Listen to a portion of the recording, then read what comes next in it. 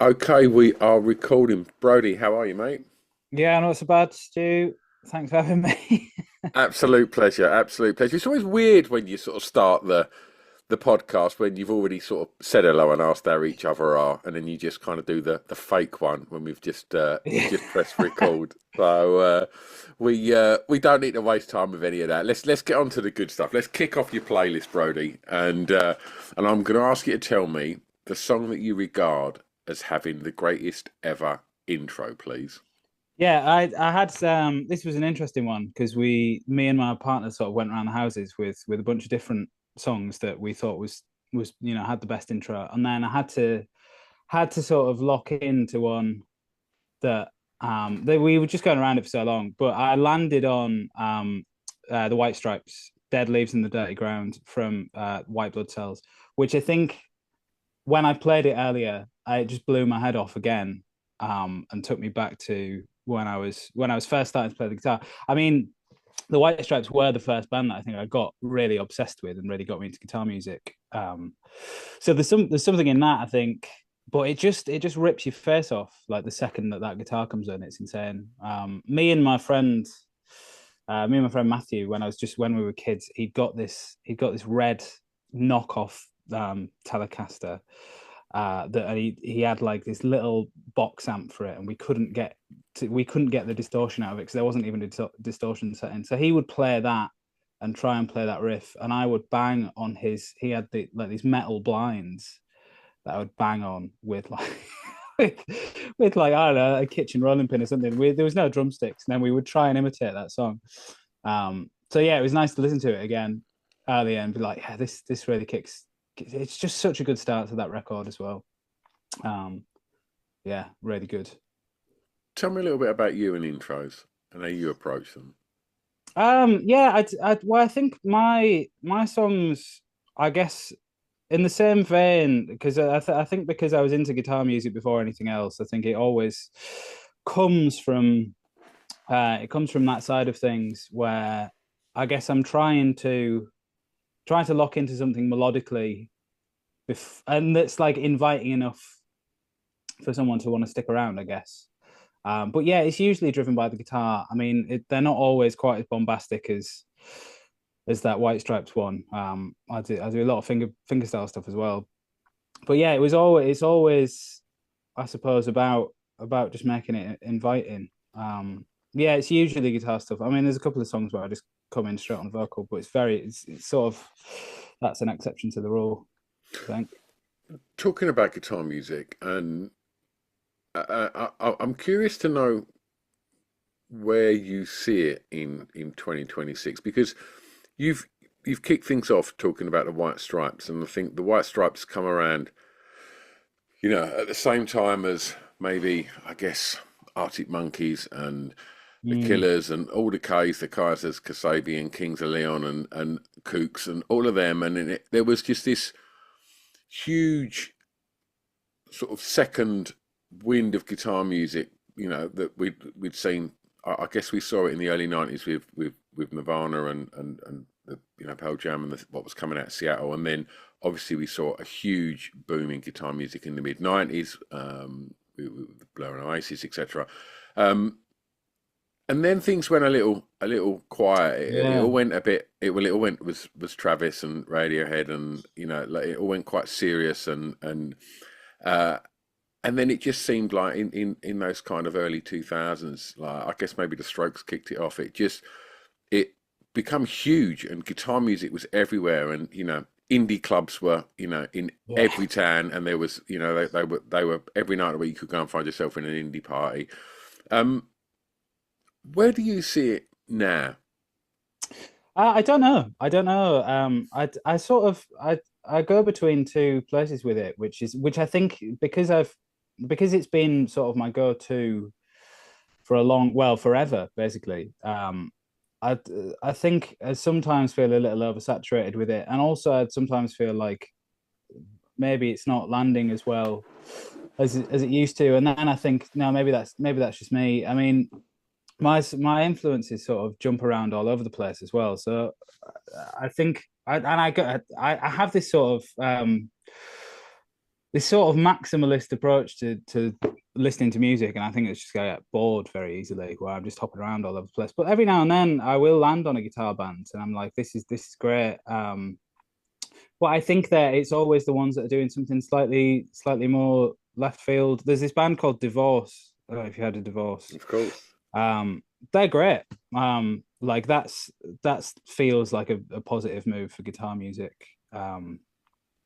And but then there's people like I would consider someone like Madison Cunningham, who's doing a slightly different thing. I guess it's more rooted in blues music Yeah. than that indie stuff. But that's the sort of stuff that I quite like to look at. Well, that goes pretty much full circle back to the White Stripes, I guess. Yeah. Yeah, I mean, for me, I guess like that sort of garage rock thing is always at the heart of that stuff. Yeah. And yeah, and some of the, I mean, we'll get to that stuff later on, I guess. But Okay. Well, look, let's move on to your next track, and it's the first song that you remember hearing that had an emotional impact on you, please, Brodie. yeah, I've got two of these for you, that are slightly different emotions, but the one that jumped to mind straight away was, so when I was growing up, my folks, my mum especially, listened to a lot of Bob Dylan, a lot of Woody Guthrie, a lot of gospel stuff, Cox and Carter family stuff, and it was always on in the car. I felt like I'd heard the opening for This Land Is Your Land every time I got in the car, and the emotional response that I got from that was I hated it. I absolutely hated it. Which is funny because those songs, especially Dylan, I mean, came round later on and become sort of a grounding influence for me, and the stuff that I write always sort of leads back to them. So that was the one that came off, and then I felt like that was a little harsh. The one that I remembered when I was writing these down was that I had this sort of flash of this memory of me at my grandparents, and they had ABBA on cassette. What's the song? I can't remember the name of it. The one that's got "I Believe in Angels" in the chorus. I believe in angels. That's the one. It's oh,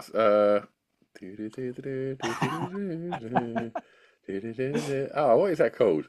Uh, I looked it up earlier and I've forgotten. So maybe the emotional impact of that song has dwindled. But yeah, I have like a real vivid memory of wearing out that cassette and probably do it. I mean, they were very patient, I guess, because that was just on again and again and again and again. But that's probably the earliest memory of a piece of music that I got enjoyment out of, I guess. I have a dream. I have a dream. Yeah.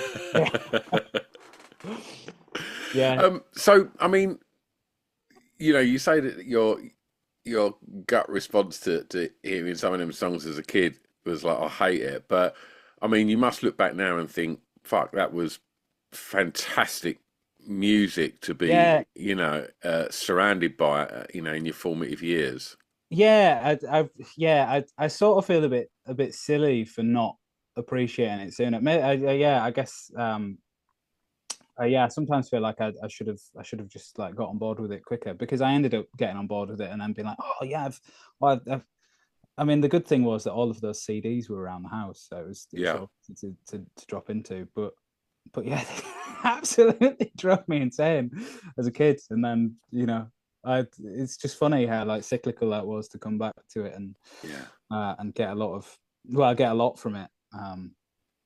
Yeah, good taste. I mean, the thing is, my mum will send me things now, and I have the same response, which is that is awful. But maybe in 10 years' time, I'll come back around, and that's who I'll be stealing from. Yeah. I mean, you're obviously being exposed to great music in the car, but at home was that a musical environment? Was there instruments around the house, or was the stereo always on? No, it's actually no. My folks, I think I'm the only musical person in my family. They liked listening to music. Well, my mum liked listening to music. The other people who were around at home, not so much. It was just me. So I think, and none of them play instruments. I was the only one. Which I think, I mean, they had to put up with a lot of me practicing. which I guess they didn't have as didn't have a great deal of empathy for, having not learned instruments themselves. Sure. But yeah, I was the only musical one. Um, And where was home, Brodie? so it was a little town in the northeast of England. It was called Bridlington. If Hmm. you know it. Yeah, of course. Yeah, yeah. Interesting place. You should tell me why it's an interesting place. I guess it's sort of one of those places that I guess had, because it used to be a spa town, and there was an economic boom around that time, and then I guess people started going abroad more when cheap flights were a thing, and that leaves a town in a sort of place where it's sort of a little bit stuck in the past. But then, I suppose then you have like this sort of incongruity with, there'll be shops that are pitching at tourists, but the tourists aren't around, and you get a lot of that. I mean, you get a lot of that in coastal towns anyway. But it felt like a bit of, yeah, it was an interesting place to grow up. Nice to be by the sea, though. Yeah. Yeah. Tell me the song that reminds you of your time at school, please. Oh, this is a good one. I'm gonna get caught out here on having poor music taste, I think. The song that reminds me of being at school is "This Is the Best Day Ever" by My Chemical Romance. Right. Okay. Yeah. So the only person who came close to being, well, actually, there was one musical person in my family, my uncle. Um, he was the only person who was musical, and he was one of the first people to sort of start introducing me to music that was outside of the stuff that was being played in the car. But he was into a lot of that sort of that pop punk stuff, like emo stuff, post hardcore stuff. Hmm. So I got a lot of exposure to that kind of thing.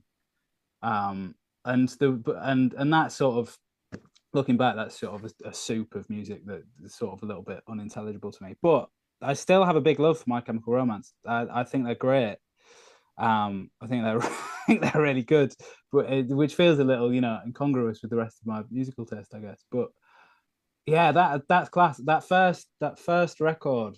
I mean, it's so raw and sort of unapologetically angsty in a way that I sort of appreciate, despite maybe not ever making that music myself or wanting to. But yeah, really good, and just like unafraid to sort of lean into a bunch of thematic stuff that's dark, and not apologize for it. So yeah, I guess the vision that sort of brings to me at school is just me being fairly miserable Yeah. with my hood up, walking around thinking that I'm hard done by because I haven't got a sandwich that I wanted.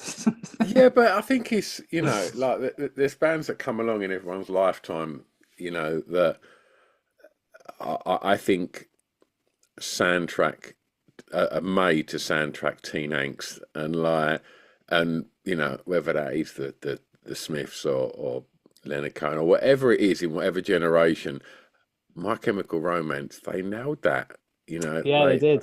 They really did, and everybody literally wanted to join the Black Parade, and Yeah. it was a thing, wasn't it? Yeah, And and and yeah, I think they're a great band, absolutely great band. yeah, I think they're great as well. I think going back, I do think those songs hold up. But I mean, maybe I'm biased. But yeah, I mean it did go from there, and then the later years at school, it was the Smiths. Yeah, the sort of the thinking man's sad person, Morrissey, I guess. Absolutely, absolutely. Was school okay? Did you enjoy School it? was school's all right, yeah.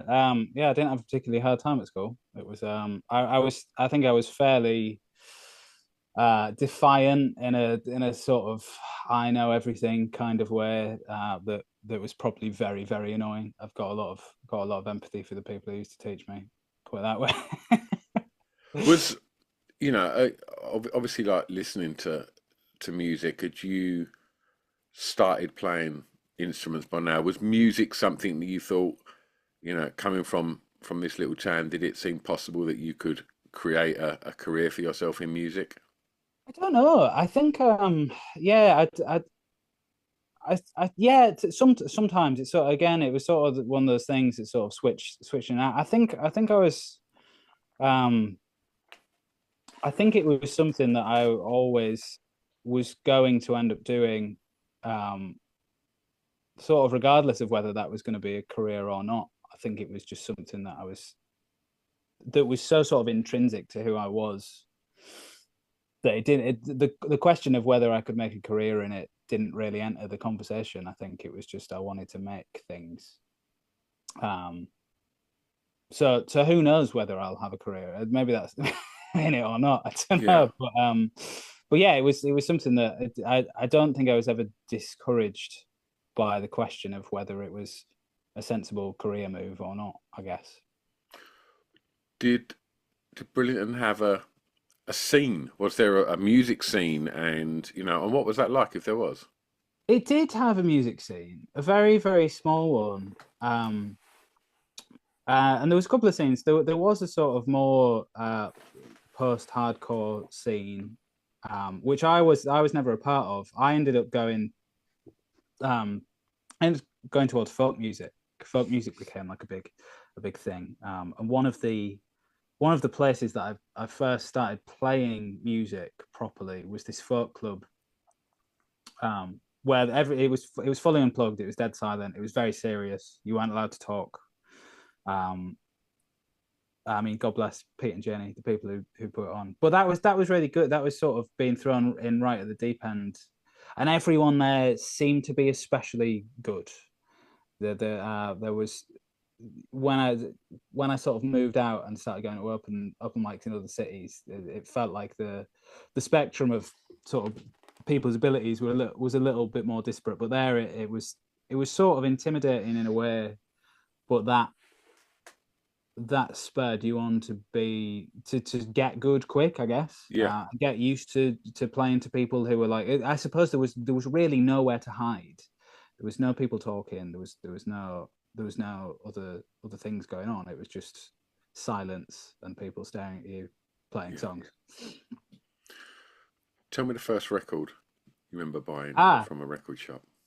that goes on nicely. I found it out. I've actually found it out. So the first record that I got, I can see this. Oh, what a Uh, beauty. yeah, so that's Nick Drake, Brighter Later.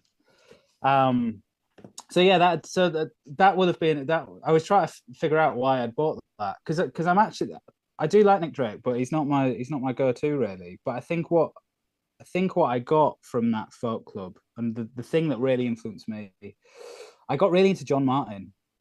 John Martin was the big influence that shaped the foundation of my guitar playing.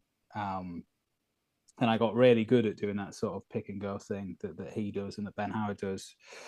And that was the thing that I became really obsessed with. And I remember there was a record shop in Scarborough, and I kept pestering them to find me a John Martin record, and and they never could. And in the interim, it's like, well, who's like the next best guitarist that I can steal from? And it was Nick Drake. So I think I bought that record, and I bought Freewheeling, the Bob Dylan Freewheeling record, I think on the same day.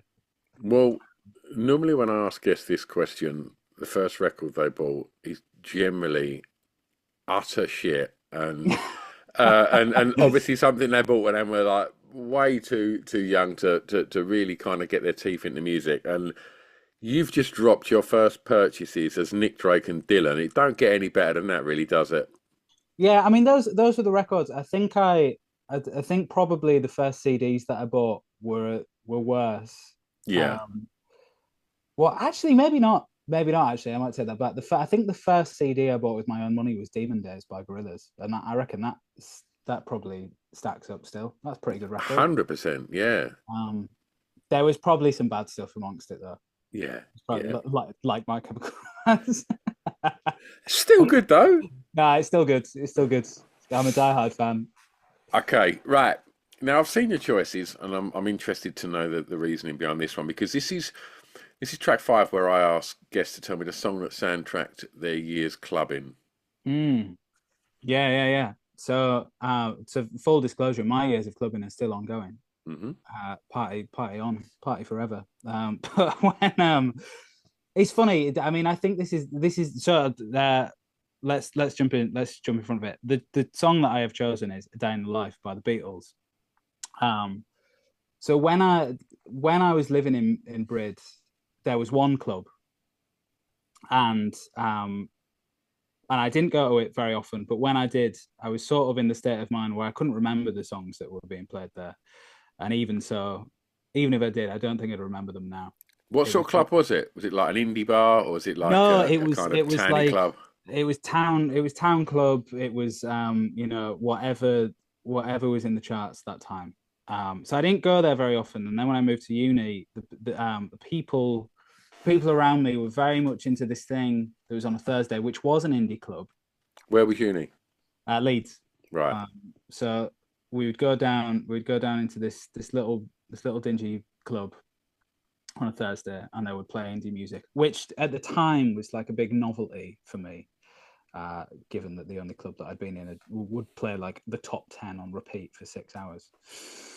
And it was quite good. They played some good stuff, but at the end of the night, every time that they wanted to get everyone to leave, the lights would go on very unceremoniously to show the horrors that was happening around you.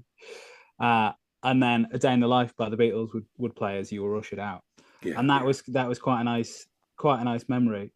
And that would happen every Thursday for a couple of years, and then I would go and sit in the takeaway around the corner, which on the menu you could get a roast dinner at 3 in the morning. That's incredible. Though I never did that because Yeah. I would always fall asleep before I got a chance to order anything. Life's full of regrets, mate. That just happens to be Yeah. one of them. Like that is. I mean, I don't imagine that's going to be the freshest roast that they're just going to pull out the bag at 3 a.m. Like, probably makes a lot of sense when you're about 9 snake bites in, though.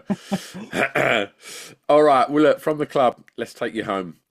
Favorite song from an artist from your home county, please. Oh, this was really hard because there's so many good ones. Yorkshire's a big place full of a lot of good people. But the record, there's a record by my friends called Human Context. It's a band called The Howl and the Hum.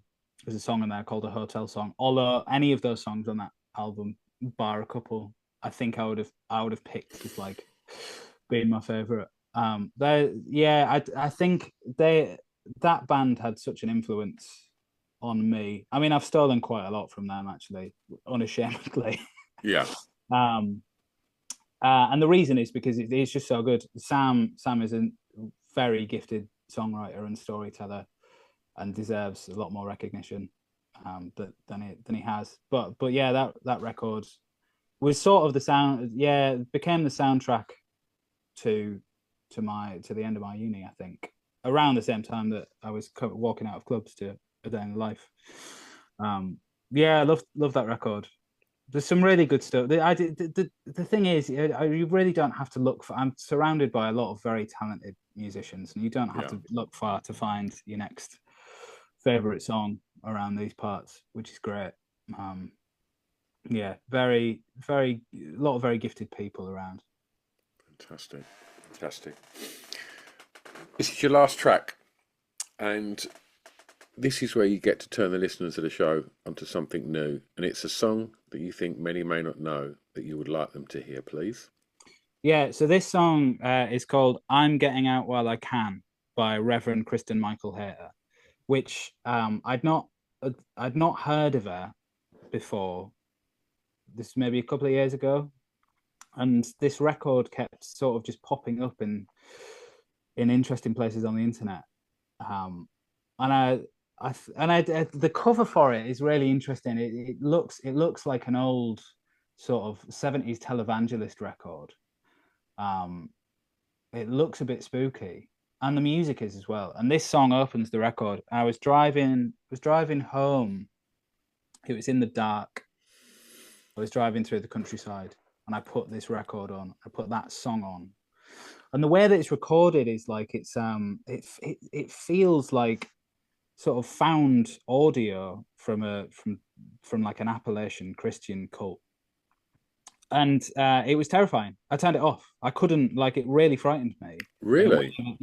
In a way that not a lot of music do. So it really got to my core in a way that you know, that a lot of music doesn't. But yeah, I had to turn it off. I actually felt frightened by it.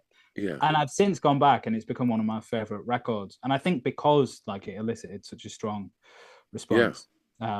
She's great, and I love that record, and I love what she's done with it. All of it feels very intentional. It feels very conceptual, and there's a lot of thought put into it. She has another project called Lingua Ignota, and there's the other song that I'd like people to listen to is it's called "I Who Bend the Tall Grasses," which again is the same sort of thing where you put on and it's like, wow, fucking yeah. hell, you know, really, really powerful stuff. Yeah, Well, scary. well, we put together a playlist with all of the songs that we've been speaking about today, so people can go and check them all out. Um, and obviously, we'll be putting your music on there as well. So we've spoken about everybody else's, so we should be speaking about you and what's happening with Brodie Milner. So what's coming up? What's happening? Yeah, so I've just started releasing music again after a little bit of time. I've been working on this sort of two-part project, where there's so the thing that I've been trying to do is where there's a sort of narrative through line that extends beyond songs, and it's like this bigger picture. This is this thing that I've sort of stolen from. There's a record from Andy Schauf called "The Party," which does it. There's a record by Anais Mitchell called Hadestown that does it. And you know, I really was really into that kind of way of writing songs where there's this sort of story that's told through these sort of loosely connected characters. So I've been releasing these songs. I think the EP is due out on May 8th. The first half of that, and then the second half later in the year. Yeah, the first three singles have come out. Very, very happy to have them out. I've been working on them so long. But yeah, they tell this story that's sort of it's about a lot of things really, but that's sort of through the lens of God and without it being, it's not a religious record, just to be clear, but being made within the image of someone who's imperfect and how that sort of has ramifications that echo out, and how all of those characters deal with that amongst themselves. And to support the releases of these shows, Yeah, we got shows coming up. I can't tell you when and where because I don't know yet, but they're in the pipeline. I think the thing there's a couple of headline shows coming up in May. I think we're just ironing out the details. One in Leeds, one in London, maybe some places elsewhere. well, I guess the best thing to do for people to ensure they don't miss out is to kind of keep up to speed with you on socials. I guess is that a good place to keep up with you? Yeah, always chronically online. So yeah, Brodie Milner music I think is the tag across all of them. Very easy, Well, very easy. if it's cool with you, we'll tag you on this when this comes out. So if people aren't following you already, we make it nice and easy for them to go and do that. That'd be grand. Thanks, Stu. Brodie, it's been lovely talking music with you, mate. Thank you so much for giving up your time today, and yeah, best of luck with the record. And yeah, thanks again for coming on, mate. Thanks for having me. Good to see you. I'm going to press stop. Don't go anywhere.